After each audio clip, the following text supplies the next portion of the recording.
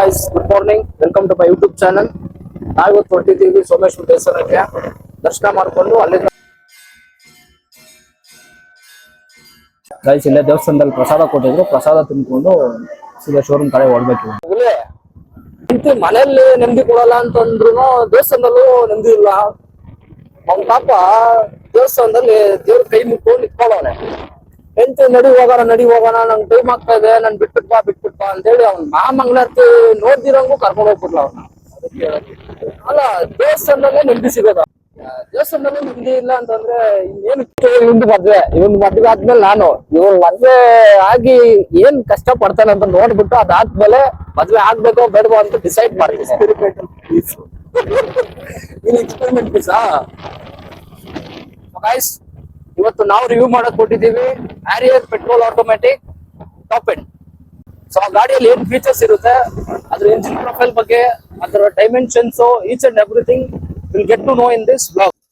So hi guys, finally ನಾವು ಹೊಟ್ಟಿದ್ದೀವಿ Harrier petrol automatic top end ನ ರಿವ್ಯೂ ಮಾಡಕ್ಕೆ. ಸೊ ಬನ್ನಿ ಅದ್ರ ಬಗ್ಗೆ ಇನ್ನಷ್ಟು ಮಾಹಿತಿ ತಿಳ್ಕೊಳ್ಳೋಣ. ಹೂವಿನ ಸಂತೆಗೆ ಬಂದಿರೋ ಗಾಳಿಗೆ ನಿನ್ನದೇ ಯೋಚನೆ, ನಿನ್ನದೇ ಯೋಚನೆ. ಕಣ್ಣಿನ ಅಂಚಿಗೆ ಬಂದಿರೋ ಮೋಡಕ್ಕೆ ನಿನ್ನದೇ ಯೋಚನೆ, ನಿನ್ನದೇ ಯೋಚನೆ.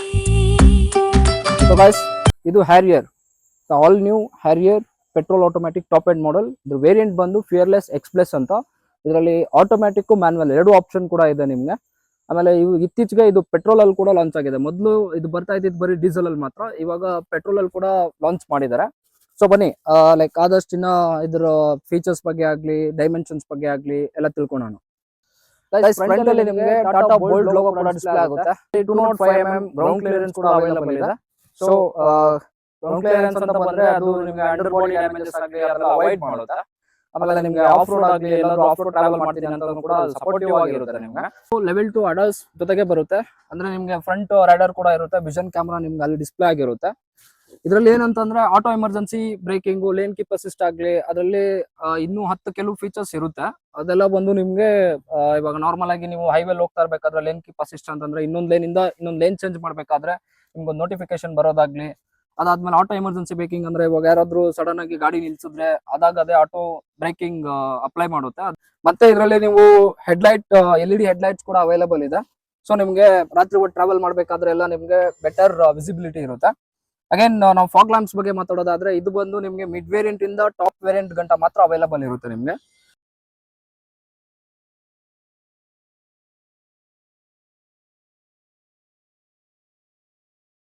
ತ್ರೀ 360 ಡಿಗ್ರಿ ಕ್ಯಾಮ್ರಾ ಕೂಡ ಅವೈಲೇಬಲ್ ಇದೆ.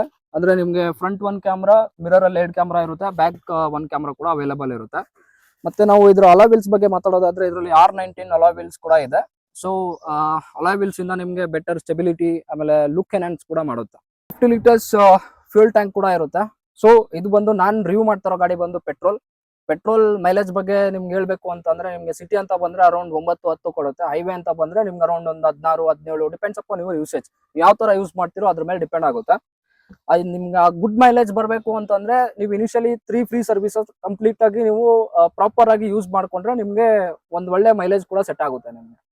ಬ್ಯಾಕ್ ಪ್ರೊಫೈಲ್ ಬಗ್ಗೆ ಮಾತಾಡೋದಾದ್ರೆ ಇದರಲ್ಲಿ ನಿಮ್ಗೆ ಕನೆಕ್ಟೆಡ್ LED ಟೈಲ್ ಲ್ಯಾಂಪ್ ಕೂಡ ಇರುತ್ತೆ ವಿತ್ ಐಮೌಂಟ್ ಸ್ಟಾಪ್ ಅಂತಂದ್ರೆ ಇವಾಗ ನಾರ್ಮಲಿ ನಾವೆಲ್ಲಾದ್ರೂ ಹಿಲಿ ರೀಜನ್ಸ್ ಅಲ್ಲಿ ಟ್ರಾವೆಲ್ ಮಾಡ್ತಾ ಇರ್ಬೇಕಾದ್ರೆ ಇನ್ ಕೇಸ್ ಏನಾದ್ರು ಬ್ರೇಕ್ ಅಪ್ಲೈ ಮಾಡಿದ್ರೆ ಅದು ನಿಮ್ ಇಂಡಿಕೇಶನ್ ಬಂದು ರೇರ್ ಪ್ಯಾಸೆಂಜರ್ ಗೆ ಗೊತ್ತಾಗ್ಲಿ ಅಂತ ಈ ಫೀಚರ್ ಐಮೌಂಟ್ ಸ್ಟಾಪ್.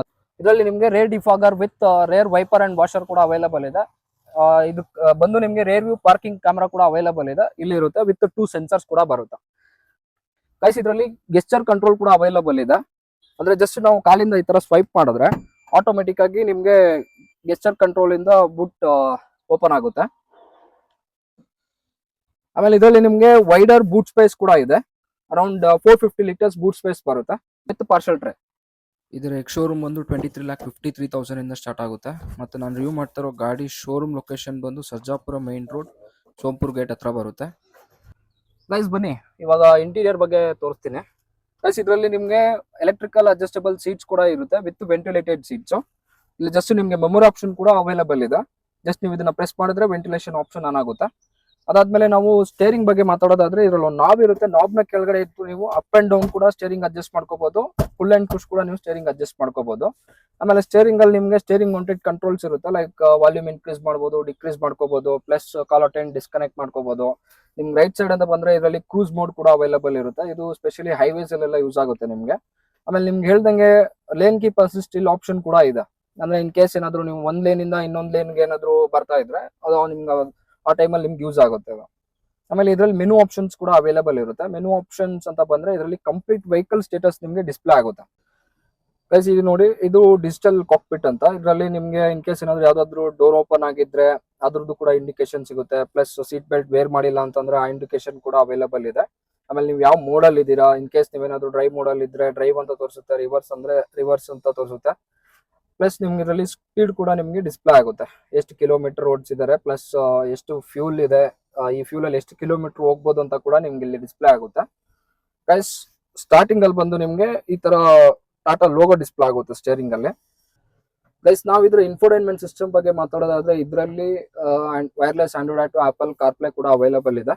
ಮತ್ತೆ ನೀವು ಸ್ಪೀಕರ್ಸ್ ನ ಆಸ್ ಪರ್ ನಿಮ್ಗೆ ಕನ್ವಿನಿಯಂಟ್ ಪ್ರಕಾರ ನೀವು ಸ್ಪೀಕರ್ಸ್ ಕೂಡ ಅಡ್ಜಸ್ಟ್ ಮಾಡ್ಕೋಬಹುದು. ಅಂಡ್ ನಾವು ಈ ಕನ್ಸೋಲ್ ಬಗ್ಗೆ ಮಾತಾಡೋದಾದ್ರೆ ಇದರಲ್ಲಿ ಡ್ಯೂಯಲ್ ಝೋನ್ ಟೆಂಪರೇಚರ್ ಕಂಟ್ರೋಲ್ ಕೂಡ ಇರುತ್ತೆ. ಎಸಿ ಟೆಂಪರೇಚರ್ ನಮ್ಗೆ ಯಾವ ತರ ಬೇಕು ನಾವು ಆ ತರ ಅಡ್ಜಸ್ಟ್ ಮಾಡ್ಕೋಬಹುದು. AC on and off, rear defogger and front defogger. ಈ ಸ್ಪೆಷಲ್ ಫೀಚರ್ ಬಂದು ನಿಮ್ಗೆ ಫಾಗಿ ಅಂದ್ರೆ ಫಾಗಿ ಏರಿಯಾಸ್ ಅಲ್ಲೆಲ್ಲ ನಿಮ್ಗೆ ಯೂಸ್ ಆಗುತ್ತೆ.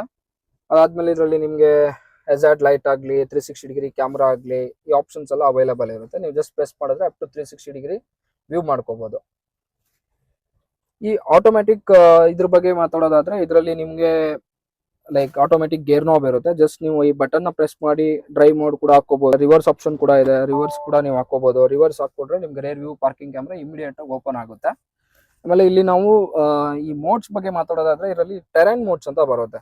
ರಫ್ ಮೋಡ್ ಆಗ್ಲಿ, ಆಮೇಲೆ ನಾರ್ಮಲ್ ಮೋಡ್ ಆಗ್ಲಿ, ಸ್ಲೋ ಮೋಡ್ ಆಗ್ಲಿ, ಎಕಾನಮಿ ಮೋಡ್ ಆಗ್ಲಿ, ಸ್ಪೋರ್ಟ್ಸ್ ಮೋಡ್ ಆಗ್ಲಿ, ಈ ತರ ಎಲ್ಲ ಆಪ್ಷನ್ ಇರುತ್ತೆ. ನೀವು ಜಸ್ಟ್ ಮೋಡ್ ನ ಈ ನಾಬ್ ನ ಈ ತರ ತಿರುಗಿಸಿದ್ರೆ ಆಟೋಮೆಟಿಕ್ ಆಗಿ ಇದು ಶಿಫ್ಟ್ ಆಗ್ತಾ ಇರುತ್ತೆ. ಆಮೇಲೆ ನಿಮ್ಗೆ ಡಿಜಿಟಲ್ ಇನ್ಸ್ಟ್ರೂಮೆಂಟ್ ಕ್ಲಸ್ಟರ್ ಕೂಡ ಅದು ಶೋ ಆಗುತ್ತೆ, ಯಾವ ಮೋಡಲ್ ಇದ್ದೀರಾ ಅಂತ ಕೂಡ ಅದು ತೋರಿಸುತ್ತೆ. ನಿಮ್ಗೆ ಎಲೆಕ್ಟ್ರಿಕ್ ಪಾರ್ಕಿಂಗ್ ಬ್ರೇಕ್ ಕೂಡ ಇರುತ್ತೆ with auto hold. Auto hold ಆ ಫೀಚರ್ ನ ಯೂಸ್ ಮಾಡಬೇಕು ಅಂದ್ರೆ ನೀವು ಫಸ್ಟ್ ಸೀಟ್ ಬೆಲ್ಟ್ ವೇರ್ ಮಾಡಿರ್ಲೇಬೇಕು ನೀವು. ಸೊ ಗೈಸ್ ಇದರಲ್ಲಿ voice assisted electric panoramic sunroof ಕೂಡ ಅವೈಲೇಬಲ್ ಇರುತ್ತೆ. ಜಸ್ಟ್ ಆ ಬಟನ್ ನ ಪ್ರೆಸ್ ಮಾಡಿದ್ರೆ ಇಲ್ಲಿ ನೀವು ಕಮಾಂಡ್ ಹೇಳಬೇಕು, open sunroof.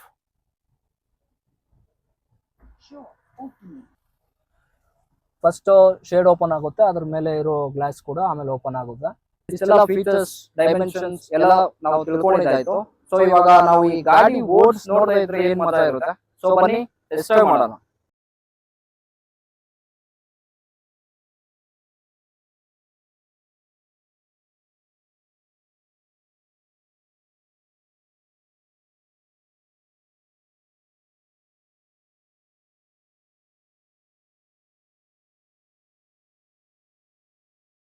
So guys test ಆಗಿ ಹೋಗ್ತಾ ಇದೀವಿ, ನೋಡ್ಬೋದು ಅರೌಂಡ್ 70 ಕಿಲೋಮೀಟರ್ ಸ್ಪೀಡ್ ಅಲ್ಲಿ ಗಾಡಿ ಓಡಿಸ್ತಾ ಇದ್ದೀನಿ. ಚೂರು ವಾಬ್ಲಿಂಗ್ ಆಗ್ಲಿ, ಮತ್ತೆ ಗಾಡಿ ಸ್ಟೆಬಿಲಿಟಿ ಕೂಡ ತುಂಬಾ ಚೆನ್ನಾಗಿದೆ.